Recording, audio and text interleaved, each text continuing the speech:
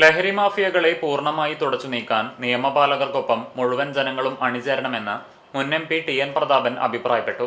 ലഹരിക്കെതിരെ കേരള സർക്കാർ ആരംഭിച്ച ഓപ്പറേഷൻ തൂഫാൻ പദ്ധതിക്ക് ഐക്യദാർഢ്യം പ്രഖ്യാപിച്ച് പാവർട്ടി ബ്ലോക്ക് കോൺഗ്രസ് കമ്മിറ്റിയുടെ നേതൃത്വത്തിൽ ബസ് സ്റ്റാൻഡിൽ സംഘടിപ്പിച്ച സിഗ്നേച്ചർ ക്യാമ്പയിൻ ഉദ്ഘാടനം ചെയ്ത് സംസാരിക്കുകയായിരുന്നു അദ്ദേഹം.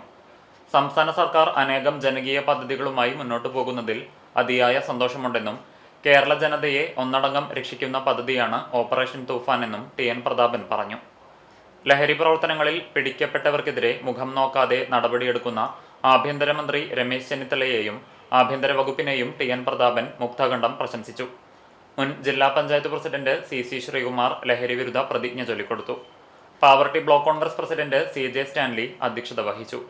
DCC സെക്രട്ടറിമാരായ KK Babu, PK Rajan, AT Stephen master, KB Jayaram, Siju Pavaratty, Mahila Congress ജില്ലാ general secretary Ruby Francis, Congress മണ്ഡലം പ്രസിഡന്റുമാരായ പ്രസാദ് വാഗ, ഷാജു തരകൻ, ധനേഷ് ചുള്ളിക്കാട്ടിൽ എന്നിവർ സംസാരിച്ചു.